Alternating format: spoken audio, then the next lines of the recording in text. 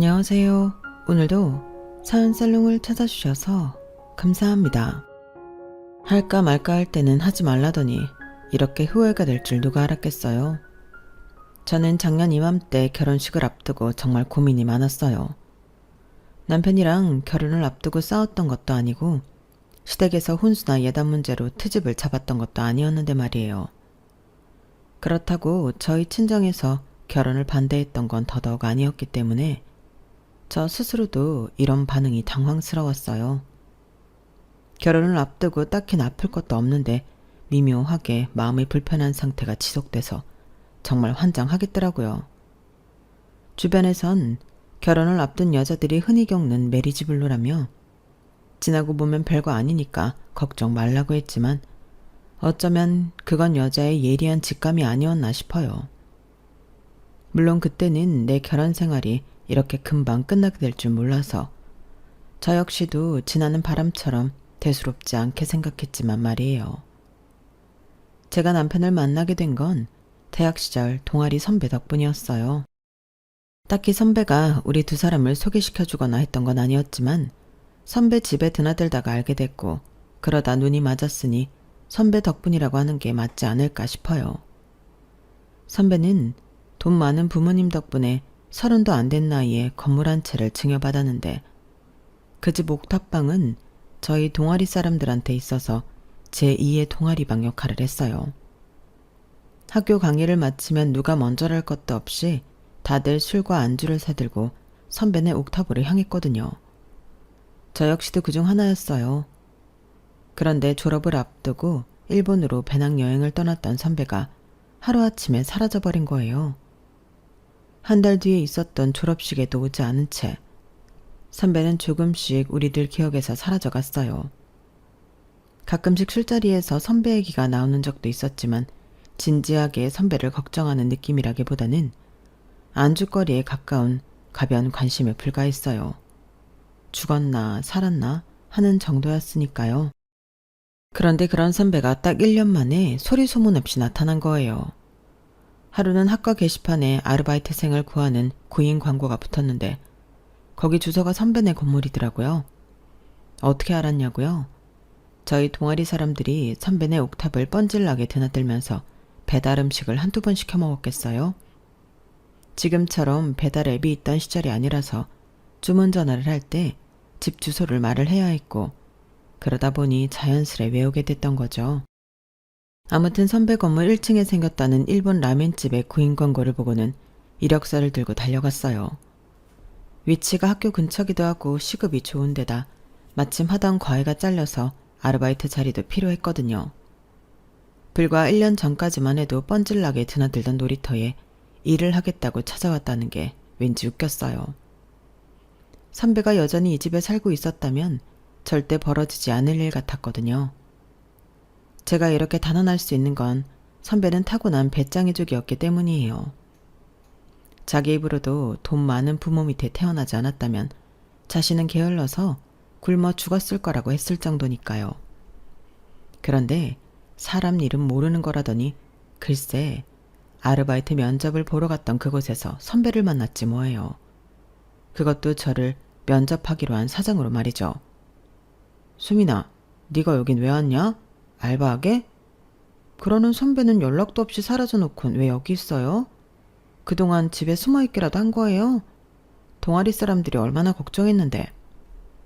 거짓말을 조금 보태서 한 말이었는데 선배는 그 말에 미안하긴 했던가 봐요. 원래 그런 성격이 아닌데 그날은 구구절절 제게 설명을 해주더라고요.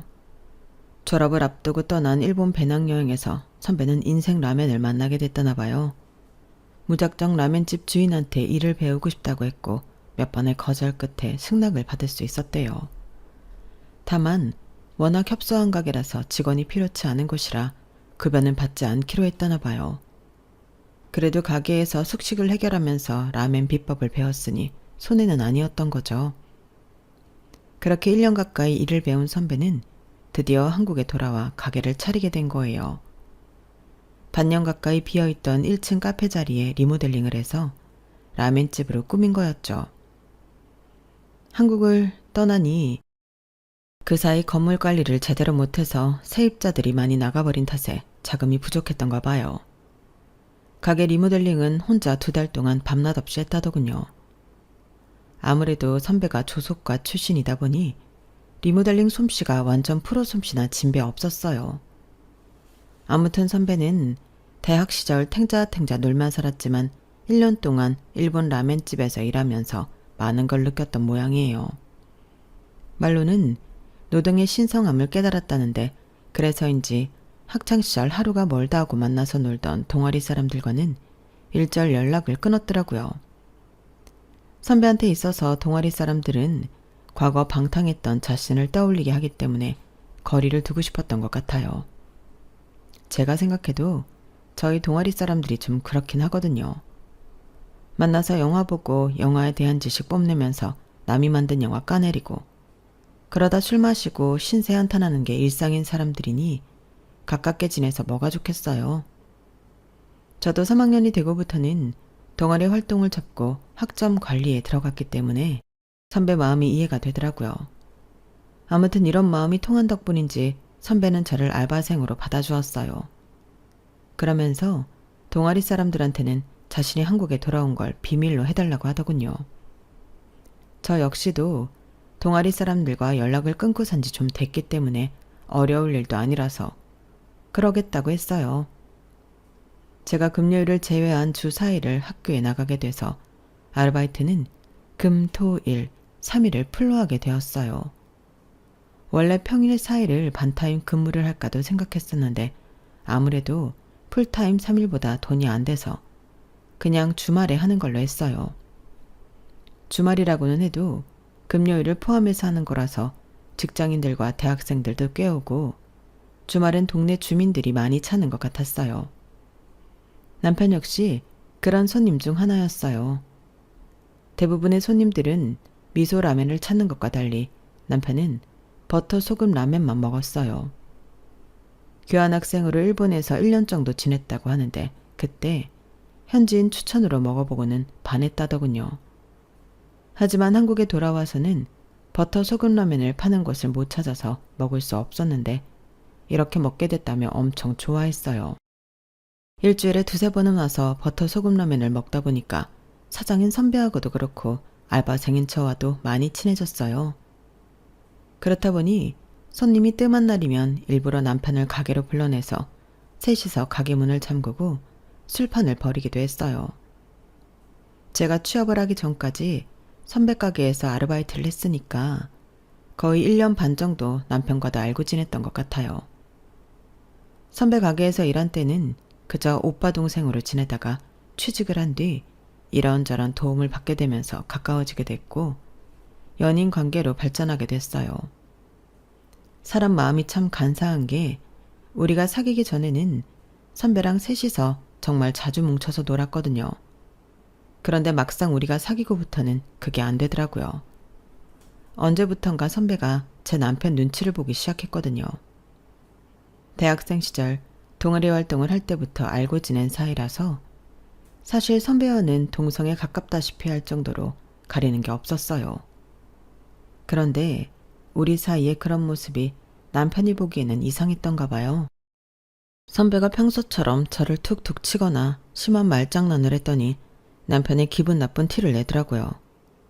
선배가 바보가 아닌 이상 그런 걸 알고도 어떻게 제게 전처럼 대할 수 있겠어요.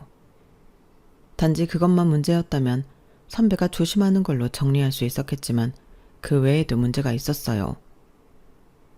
부산으로 여행을 갔다고? 그것도 2박 3일 동안? 선배랑 둘이 갔다는 게 아니라 동아리 사람들이랑 다 같이 갔었어. 명색이 영화 동아리인데 부산국제영화제 정도는 참석해줘야 하잖아. 근데 선배, 우리 그때 영화 몇 편 못 보지 않았나? 얌마, 그게 누구 때문인데. 그때 넌 낮술 마시고 취하는 바람에 나랑 혜준이랑 얼마나 고생했는 줄 알아? 기집애가 안주는 뭘 그렇게 먹어댔는지 온 사방에 토해놓고 아유 그때 생각하면 아직도 속이 울렁거린다. 가만 보면 너도 제정신 아냐. 어쩌다가 공유하고 있는 추억이 툭 튀어나오면 누가 먼저랄 것도 없이 그때로 돌아간 기분에 취해 신나게 떠들곤 했어요. 그리고 그럴 때마다 남편은 불쾌한 기색을 그대로 드러냈어요. 이러니 남편 눈치 보여서 뭘 할 수 있겠어요. 기껏 시간을 내서 셋이 만나도 전처럼 편하지가 않았어요. 서로 눈치를 보게 됐거든요. 선배는 남편 눈치를 보고 저는 선배랑 남편 눈치를 보고 남편은 나름대로 눈치를 보고 말이죠. 그러다 자연스럽게 멀어지게 되었어요. 그런데 그런 식으로 멀어진 사람이 300분만이 아니더라고요.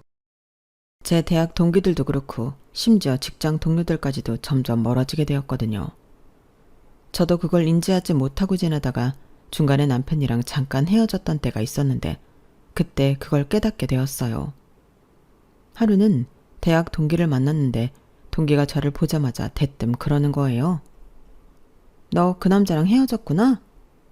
어떻게 알았어? 당연한 거 아니냐? 그 남자랑 아직도 만나고 있다면 네가 나한테 만나자고 연락을 했겠어? 남의 연애사에 이러쿵저러쿵 하고 싶진 않지만 그 남자 정말 별로였어. 너 그 남자 사귀면서 애들이랑 연락 다 끊긴 거는 아니?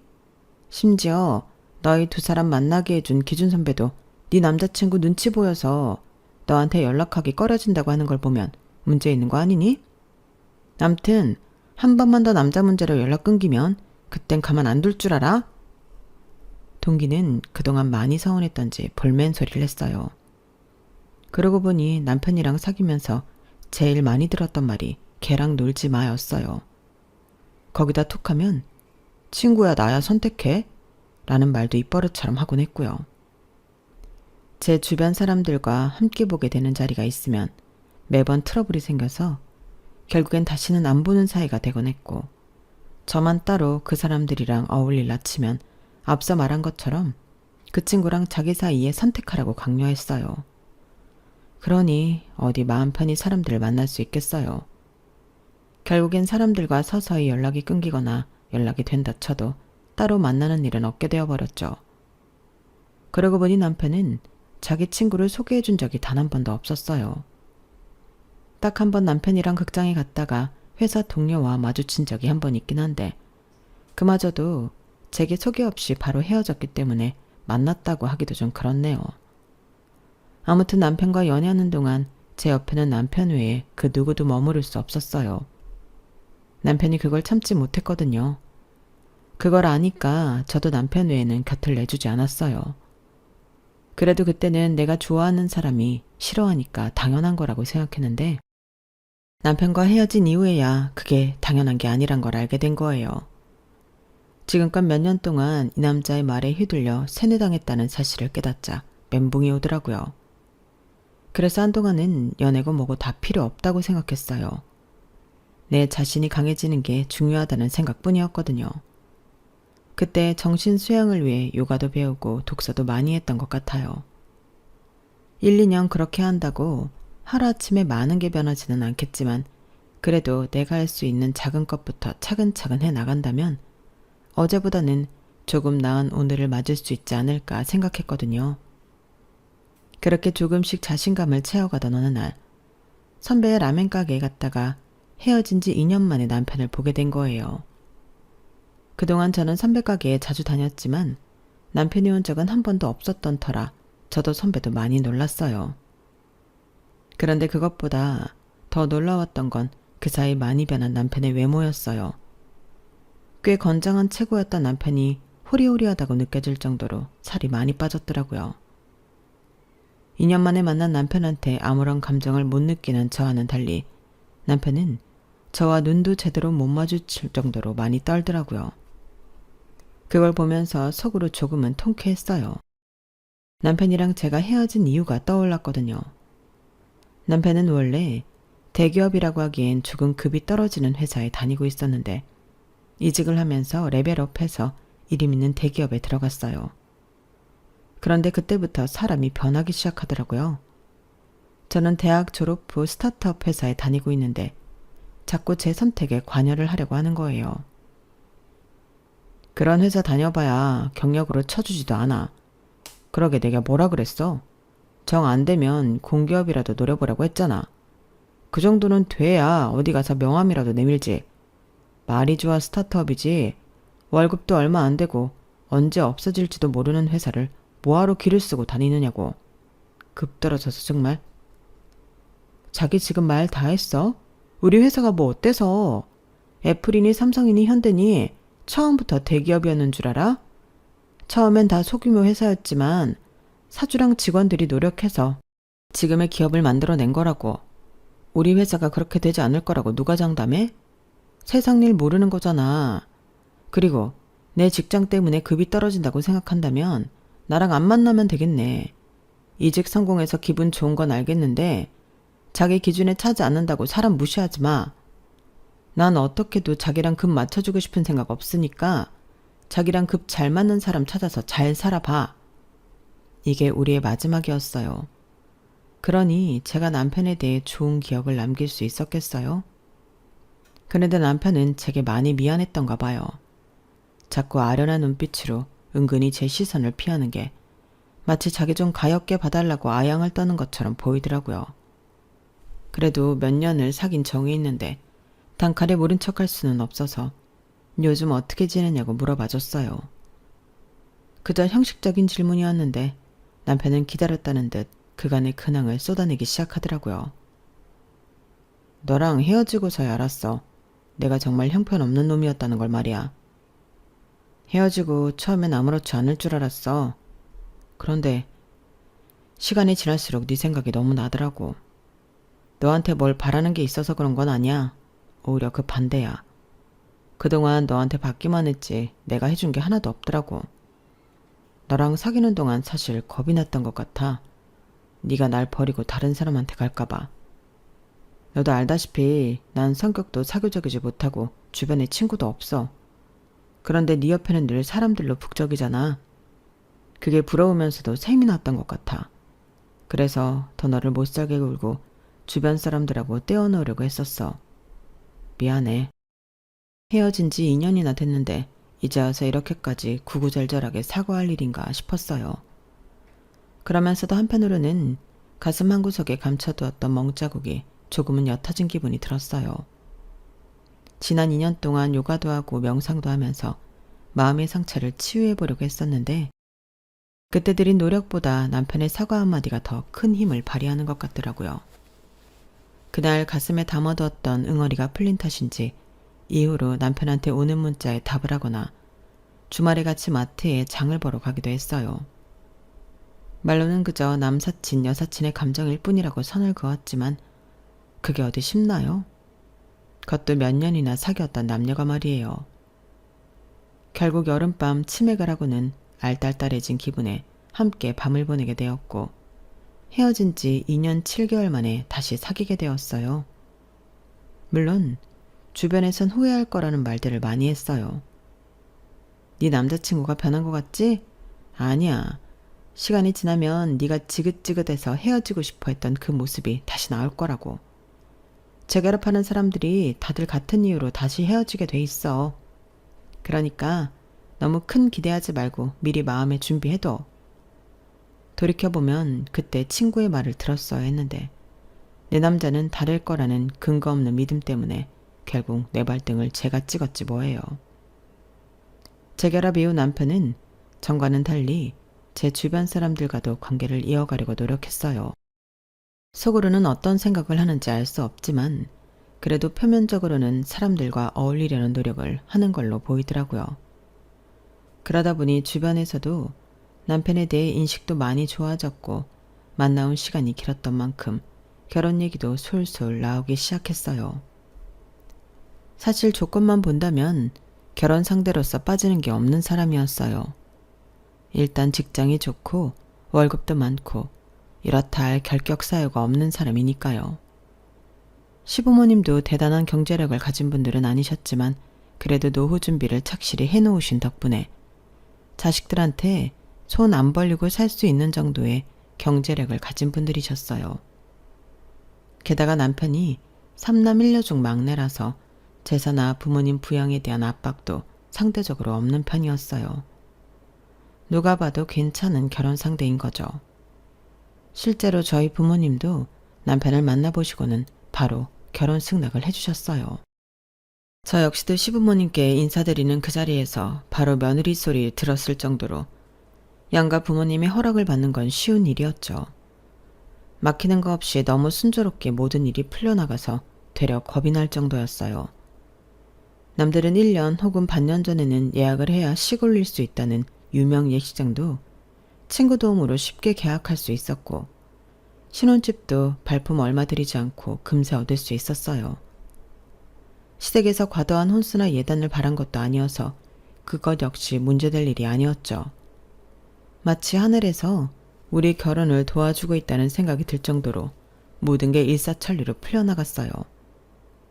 주변 사람들은 결혼 준비 과정이 너무 힘들어서 결혼을 2번은 못하겠다고 농담들을 하던데, 이런 정도라면 그런 말이 왜 나왔나 싶을 정도였어요.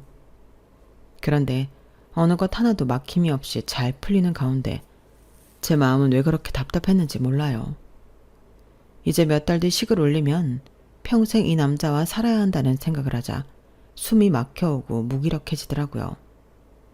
그렇다고 꼭 남편이 아니어야 할 이유도 될 수 없으면서 말이죠.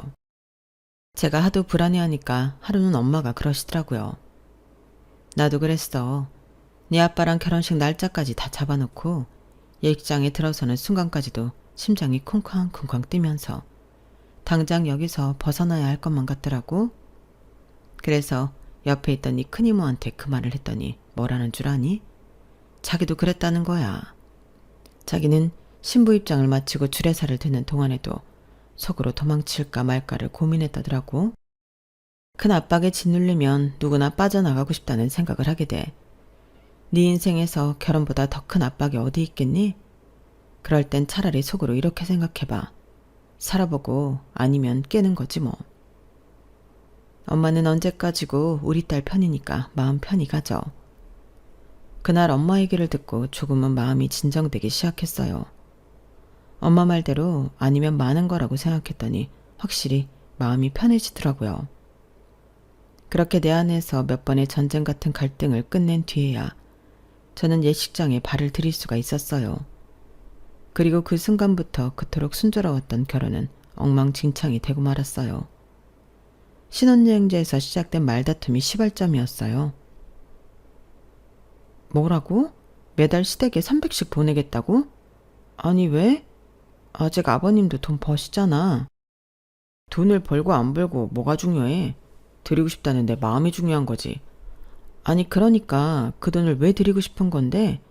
우리는 아직 집도 전세고 앞으로 애도 나오면 들어갈 돈이 천지인데 말이야. 그러자 남편은 뭔가 꺼내기 곤란한 말이 있는 사람처럼 뜸을 들였어요. 그러다 얘기에 진척이 없자 더는 안 되겠는지 드디어 말을 하더군요. 내가 너보다 300이나 더 벌잖아. 처음엔 그 말이 뭘 의미하는지 몰랐어요. 애초에 남편은 대기업에 다니고 있고 저는 스타트업 회사에 다니고 있어서 봉급 차이가 확연히 난다는 건 알고 있었거든요. 그러니 새삼스럽게 그 얘기는 왜 하나 싶었어요. 버는 돈의 액수는 다른데 쓰는 건 같이 써야 되면 내가 손해잖아. 그제야 남편의 말뜻을 제대로 이해한 저는 기가 차서 한숨만 나왔어요. 아, 그래서 그 차액을 자기 부모님께 드리겠다는 거구나? 나랑 같이 쓰기 아까워서? 그러자 남편은 긍정도 부정도 하지 않았어요. 남편의 그런 행동에 뭐랄까 긴 장도로 가슴을 푹 찔린 기분이었다랄까요. 장도가 빠져나간 자리에 바람이 들어 서늘한 기분이 들었어요. 방금 전까지 결혼은 나에서 우리가 되는 과정이라고 생각했는데 그건 내 착각일 뿐이었다는 걸 확인시켜주는 것 같았어요. 그래서 더 가슴이 텅 빈 것처럼 허하다는 기분이 들었던 것 같아요. 그건 단순히 허전하다는 단어만으로는 설명할 수 없는 그런 공허함이었어요. 그래, 자기가 원한다면 그렇게 해. 내 돈도 아니고 자기가 열심히 일해서 버는 돈이니까 자기 마음대로 해야지. 순순히 남편 뜻에 따라주겠다고 하자 남편은 살짝 놀라는 것 같았어요. 처음엔 제 눈치를 보면서 시댁에 돈을 보내던 남편이었지만 시간이 지나자 아주 대놓고 당당하게 굴더라고요. 100번 양보해서 자기가 번 돈이니 그럴 수 있다고 생각하려고 했어요. 그런데 막상 남편이 주변 사람들한테 허세를 부리며 그 얘기를 하는 걸 보고 좋게 넘어가려던 마음이 싹 가시더라고요. 와이프가 뭐라 그러긴. 내가 번 돈 내가 우리 집에 주겠다는데 지가 뭐라 그러겠어? 억울하면 지도 돈 많이 주는 회사로 옮기든가. 달래 사람들이 대기업 취업에 목숨 거는 줄 알아? 다 이런 여유를 부릴 수 있기 때문이라고. 우리 와이프? 에휴, 스타트업인지 뭔지 쥐똥만한 회사에 다니는데 무슨 비전이 있겠냐? 도대체 왜 그렇게 야망이 없나 모르겠어. 이런 게 따지고 보면 가정교육 탓인 것 같아. 어릴 때부터 아이가 성취욕을 느낄 수 있게 부모가 옆에서 자극을 줘야 하는데 우리 장인장모가 그런 걸 못했던 거지. 자기가 돈 좀 더 번다고 자랑하는 거야. 누가 뭐라고 그러나요? 그런데 왜 거기에 내 부모님까지 끌어들이냐고요. 결혼 전에 친구가 했던 말이 그제야 떠오르더라고요. 한번 헤어졌다가 재결합하고 얼마 안 됐을 때 친구가 그랬거든요. 시간이 지나면 제가 헤어지고 싶게 만들었던 남편의 모습이 다시 나올 거라던 말이요. 친구의 말이 실현되기까지 걸린 시간은 결혼하고 불과 한 달도 안 돼서였어요. 그 한 달도 안 되는 기간 동안 남편은 양파 껍데기 벗기듯 그동안 진짜 자신을 감추고 있던 가식들을 하나씩 뜯어냈어요. 그렇게 만나게 된 남편의 민낯은 제가 살면서 정말 상종하기 싫어했던 최악의 인간 딱 그 자체더라고요.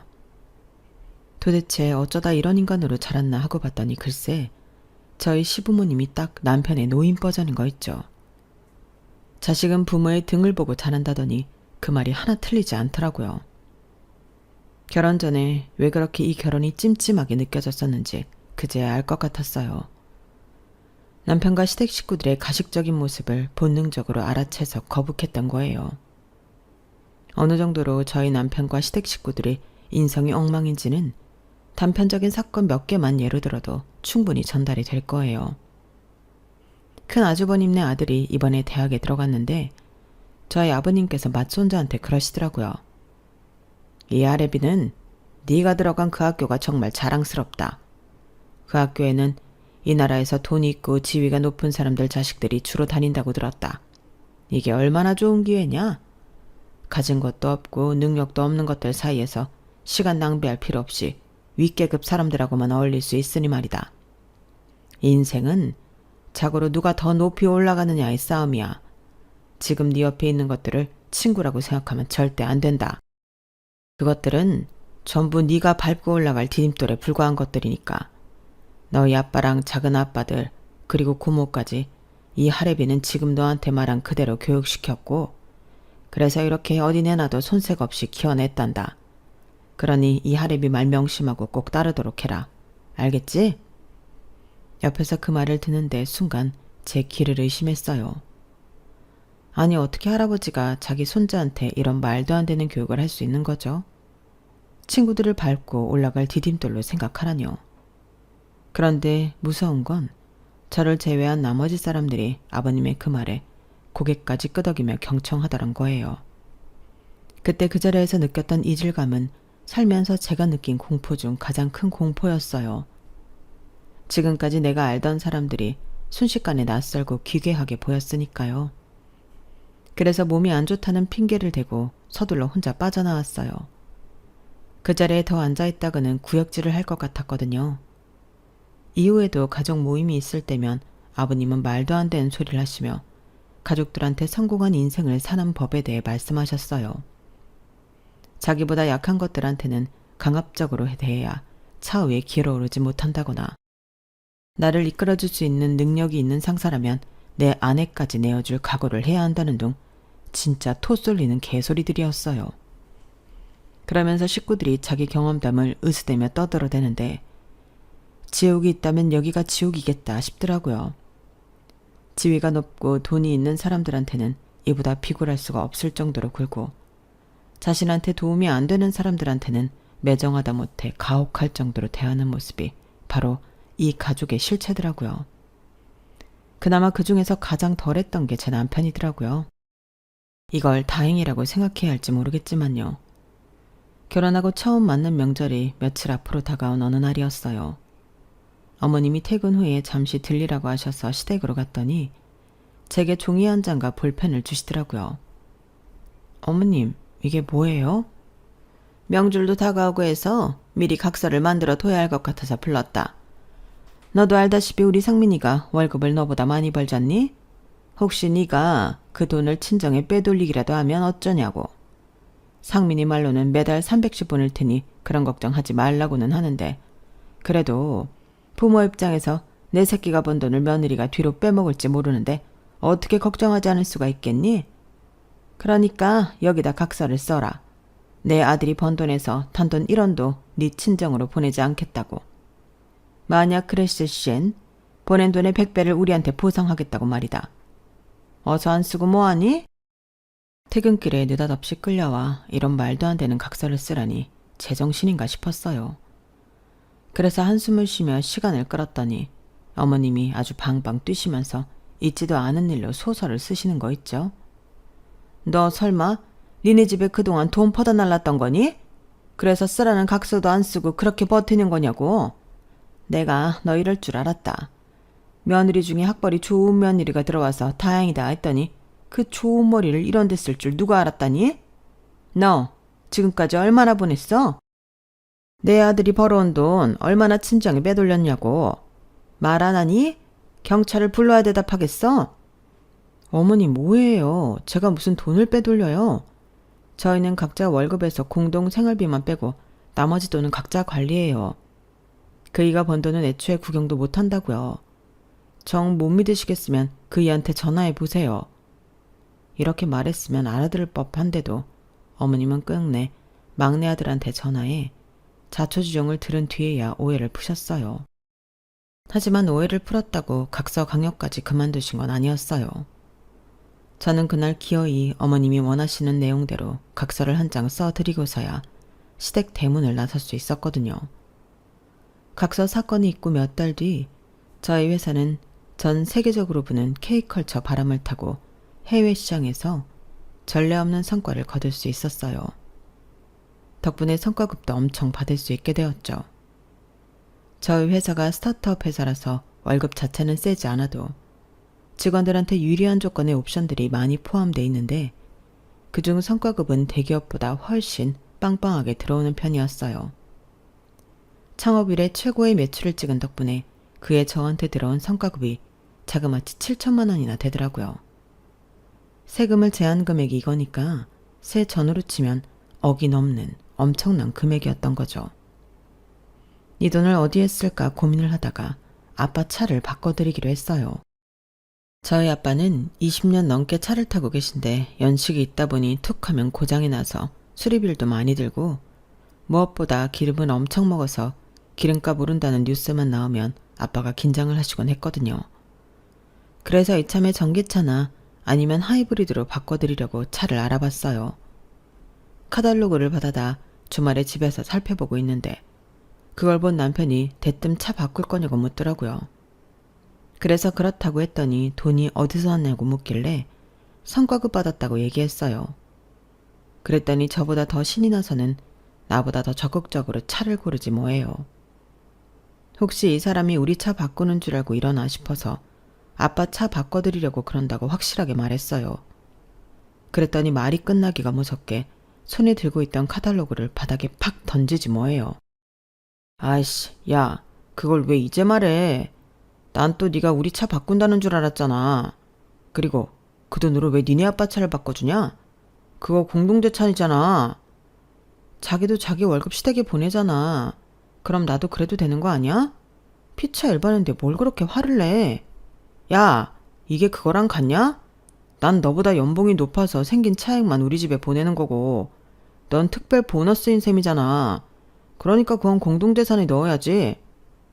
남편은 끝까지 물고 늘어지며 제 성과급을 자기와 같이 써야 한다고 말도 안 되는 주장을 펼쳤어요. 와, 자기 정말 이기적이다. 자기가 더 버는 월급은 내가 쓸까봐 아까워서 자기 엄마한테 다 보내면서 내가 번 성과급은 같이 쓰자고? 이게 무슨 말도 안 되는 개소리야. 됐어. 난 이런 일로 자기랑 말싸움하기 싫으니까 그만해. 난 예정대로 이 돈으로 우리 아빠 차 바꿔줄 거야. 그러자 남편이 불같이 화를 내며 그러더라고요. 너야말로 이게 무슨 개매너야. 넌 같이 사는 사람에 대한 매너도 없니? 까놓고 말해서 너 아프면 누가 간호해주겠어. 니네 부모가 달려와서 간병하겠니? 바로 옆에 잠들어 있는 내가 가겠니? 그럼 굳은 일은 내가 하고 차는 니네 부모가 챙긴다는 게 말이 돼? 이건 누가 봐도 안 될 소리야. 구질구질하게 왜 출가 외인인 딸한테 차를 구걸해? 거지 새끼도 아니고. 안 그래도 단어 선택이 아슬아슬하던 남편이었는데 급기야 선을 넘고 말았어요. 그래놓고는 자기가 뭘 잘못했는지도 모르더라고요. 뭐? 거지 새끼? 당신 말 다 했어? 틀린 말은 아니잖아. 자식한테 빌 붙어서 차까지 받아갈 판인데 거지 새끼가 아니면 뭐겠어? 뭐? 그럼 니네 부모도 거지 새끼겠네. 매달 너한테 300씩 받았으니까. 제가 똑같이 맞받아 쳐주자 순간 강분한 남편은 집안 살림까지 집어던지며 화를 냈어요. 그러는 과정에서 저는 남편이 던진 사운드바에 맞아서 갈비뼈가 골절이 됐어요. 제가 가슴을 움켜쥐고 아프다고 숨도 잘 안 쉬어진다고 하는데도 쇼하지 말라면서 빈정대던 남편은 119 대원들 손에 제가 실려가자 그제야 겁을 집어먹곤 사색이 됐어요. 그날 응급실에서 엑스레이를 찍고 골절 확인을 하는 동안에도 남편은 코빼기도 보이지 않았어요. 결국 저희 부모님이 달려와 모든 처리를 해주셨어요. 며칠은 꼼짝 말고 누워있어야 한다고 해서 회사에 병가를 내고 입원을 했는데 다음 날이 돼서야 남편 놈이 병실로 찾아왔더라고요. 아빠는 그런 사회를 보자마자 뺨을 때리셨어요. 평소 같으면 아빠를 뜯어 말리셨을 엄마지만 그날은 못 본 척 하시더라고요. 내가 다른 건 다 참아도 여자한테 손대는 놈은 용서 못한다. 생각 같아선 내 딸이 다친 것처럼 네 놈 갈비뼈도 몇 개 부러뜨리고 싶지만 안간 힘을 쓰고 참는 거야. 그러니 너도 최소한의 양심이 있다면 순순히 이혼 서류에 도장 찍어라. 만약에 도장 안 찍고 딴소리하면 그땐 네 놈이 고개도 못 들고 다니도록 만들어줄 테니까 결정해. 이미 부모님과 상의 끝에 이혼을 하기로 결정했던 터라 남편이 뭐라고 하든 상황이 바뀌지는 않을 거였지만 그래도 남편이 뭐라고 할지 궁금하더라고요. 그런데 원하시면 이혼을 할게요. 그런데 이거 하나는 확실히 해야 할 것 같아요. 제가 사운드바를 던진 건 맞지만 수민이를 맞출 생각은 없었어요. 고의가 없었기 때문에 이건 사고일 뿐이라고요. 그러니까 병원비는 50대 50으로 부담하는 게 맞다고 생각합니다. 이런 와중에도 병원비 타령을 하는 남편을 보니 정말 한심하기 그지없었어요. 아마 모르긴 해도 병원비 반값 부담 얘기는 자기 부모님과 상의 끝에 내린 결론일 거예요. 그분들이라면 이런 와중에도 사과를 먼저 하라는 말 대신 어떻게든 보상해야 할 금액을 깎으라고 가르치셨을 테니까요.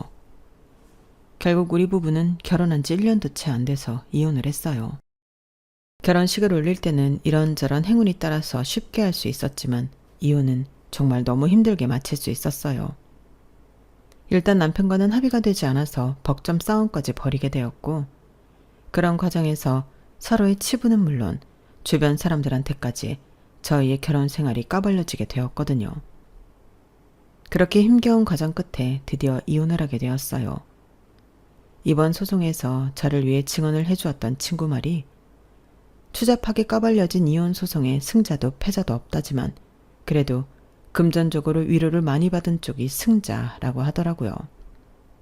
그런 의미에서 따져본다면 이번 이혼 소송의 승자는 저인 것 같네요. 비록 저 역시도 많은 상처를 입었지만 말이에요. 그래도 이쯤에서 결혼 생활을 멈출 수 있었던 건 다행이라는 생각이 들어요. 더 멀리까지 갔다면 되돌아오는 길이 더 길고 힘들었을 테니까요. 이제 정신 바짝 차리고 나 혼자의 힘으로 온전히 걸어갈 수 있는 인생을 살아보려고 합니다. 그렇게 걷다 보면 같은 곳을 바라보는 사람을 만나게 될지 모르는 일이니까요. 지금까지 제 사연을 들어주셔서 감사합니다. 들어주신 분들 모두 행복하시고 건강하세요. 여러분, 사연 댓글에 응원과 현명한 조언 부탁드려요. 좋아요와 구독은 저에게 큰 힘이 됩니다. 오늘도 좋은 일 가득하세요.